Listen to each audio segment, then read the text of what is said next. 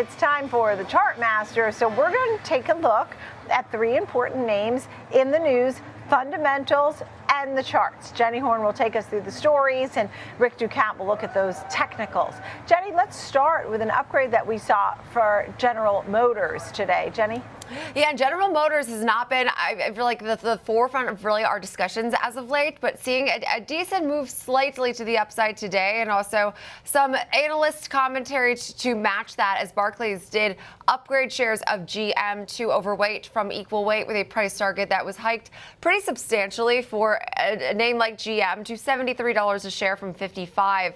But they do see a more favorable environment for the company amid some easing U.S. EV regulations and the resiliency they highlighted in U.S. car pricing. They said GM has now the opportunity to narrow its EV losses, and when combined with an attractive valuation and stock buybacks, they at this point said GM shares should work. So not exactly hugely encouraging, I will say, as far as like overall praise in GM, but what is encouraging is the fact that we are still up about 10% on the year and about now 0.6% on the month and about another percent so far this week. So all that to be said, we pulled back about 3.75% from those 52-week highs, but I mean, faring better than a lot of these true pure play EVs. I know there's been a lot of concern about pricing in terms of the U.S. automotive market, but especially for a company that is already trying to really recalibrate and make their electric unit profitable, this note highlighting the fact that they have faith that they can see a turnaround in that aspect of their business is, I think, huge, because even though they're trying to foray into electric vehicles, GM is still a true legacy combustion vehicle maker at its core. So saying buy the stock right now, and that tariff bark could be a bit worse than perhaps its bite. And so at this point now, when we look at GM and we think about the competitive landscape, I mean, let's take a look at this chart here. It's nice to see this upgrade, Rick. What do you think about the technicals? Price activity here is approaching an important level. Actually, it's rather on that level right now here, because the green line here, 59, if we were to backtrack over here, we could see that was a site of a set of highs here. That was where price opened after a push to the upside that eventually failed here. So that was also recently where price got stuck once again. So we had this very long gradual recovery here. Makes you think that we could potentially see a cup and handle type pattern where we have this gradual bottoming out phase that ascends once more. It hits the resistance, does a pullback to a supportive area, and then continues on in the direction of the trend to give us this coffee cup type shape here. But in this case, it looks like the pullback to the supportive area was here, our highs before we had our push to the upside, and our post gap up low point there. That was around the 57 level or so. So for now, we did break above that level once again near 59, but price is faltering. We are remaining stuck at that boundary for now here. RSI also breaking above its trend line here. Our red downward sloping trend line has been invalidated at this point here, but we'll have to see how things shake out as we head into the close. When we look at our volume profile study, we can see that the area in which price was consolidating near 58 or so was a heavier trading area. So the push above that area means that also marks it now as a supportive point. Our +2 standard deviation channel just below the 60 mark is where price topped out today. So those would be some short-term boundaries to consider. Okay.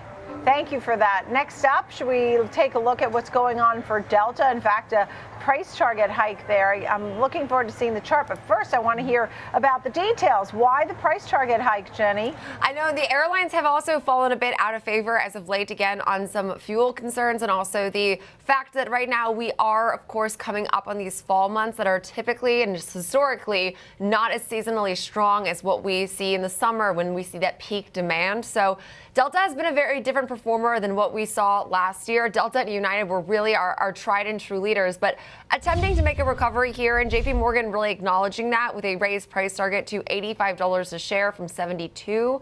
With an overweight rating, they did introduce 2027 estimates and established year-end 2026 price targets for all of U.S. airlines, but their estimates now for both 2026 and 2027 are pretty handily above consensus, and the firm does believe that industry profits continue to accrue in the hands of the few, while the path to profitability for the impaired will remained challenged. So this is fascinating because we have seen, again, these real emergent leaders like your Deltas and your Uniteds.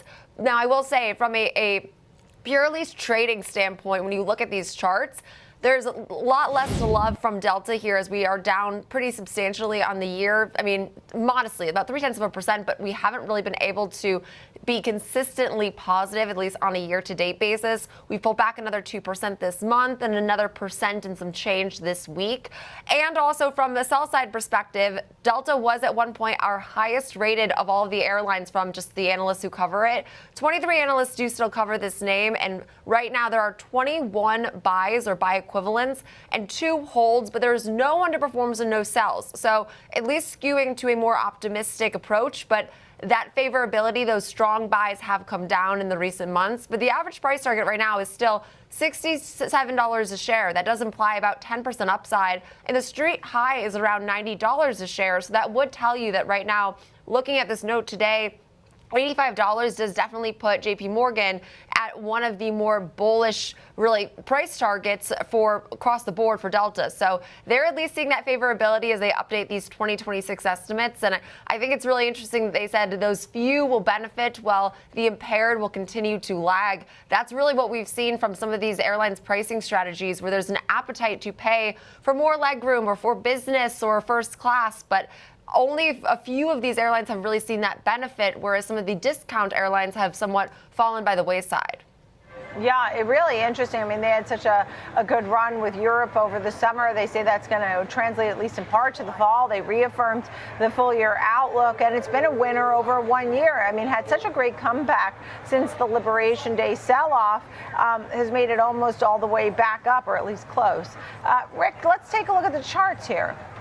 Yes, for Delta, we can see that it's not quite 2 parallel lines that encompass our recent price activity. Rather, it's more of a rising wedge type shape, but they're very slightly angling toward each other. Our bottom trend line going across these low points here that we could connect, and our top boundary here is a rather more modest slope. The bottom one is steeper here, so that suggests the lows are getting higher faster than the highs are getting higher here. In this phase as well, we can also see that RSI, which is a more another way to assess our momentum here for this stock, is also trending downward here. We saw a bit of bearish divergence here. Price was making new closing highs, but our RSI was actually trending downward here because we were starting to grind sideways once we hit 62, an old gap level here, then a breakdown point that became a resistance area. Now once again coming back into focus as a difficult point for the bulls to clear so far.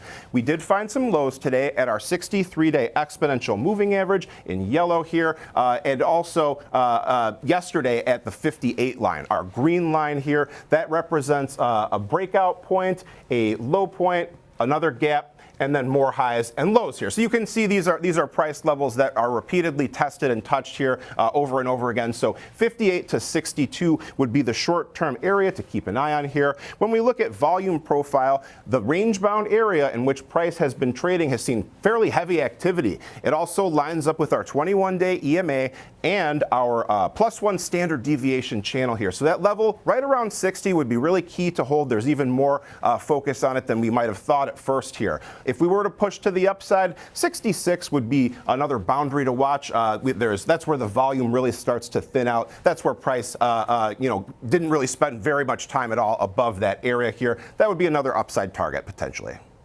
All right, thanks for that. And look, the Jets ETF, I mean, I think about Delta, and you made the note, Jenny, that a lot of the analysts always kept picking Delta, and they really do love that one as the big international player.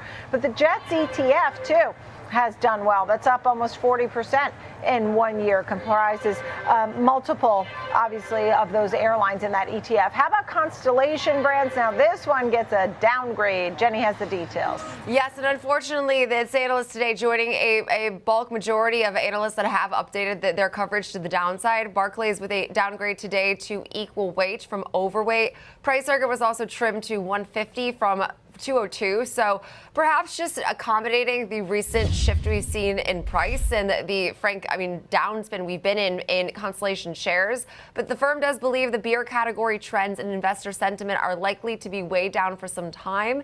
The firm is also challenged to find any near-term catalysts for beer trends and downgraded Constellation as a result. So this follows hugely the mass reduction we're seeing from Constellation as far as the back half of this year trends into early next year, where they really reduced their guidance. Many analysts have called this worse than expected.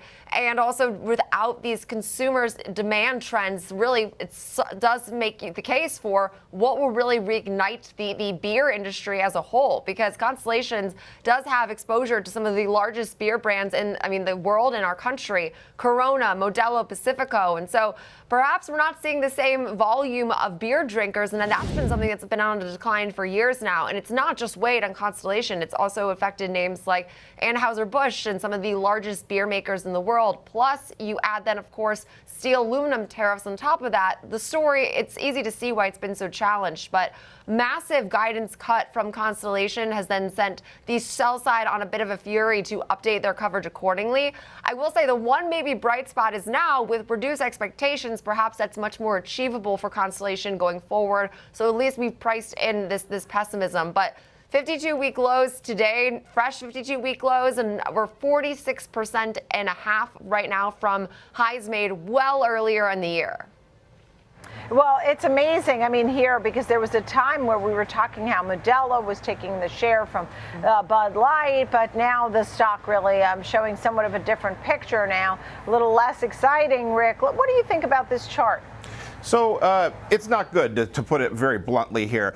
We are experiencing new significant lows today, 139.75, breaking below that 140 mark here. But really the decline has been pretty gradual here. We hit that high all the way back here, 261. From there, we touched on that boundary then here and here for our trend line. Then we ultimately had the breakdown at our red line here near 160. You can see it was a low point, and then once again in this area too as well before we broke down. It looked like perhaps for a bit that we were going to remain range bound here. 178 was an upside boundary, but you can see here that price failed to breach the confluence of two of our moving averages and then ultimately was rejected at that trend line once again. So RSI worsening as well. Oversold pretty deeply here in the around 25 or so. RSI only goes from 0 to 100, but movement below 30 is oversold, typically regarded as a sign of further weakness to come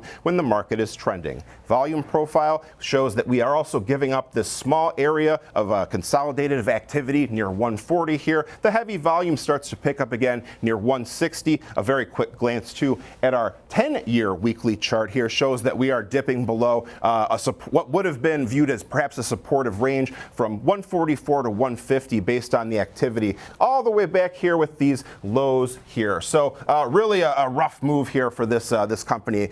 Difficult situation.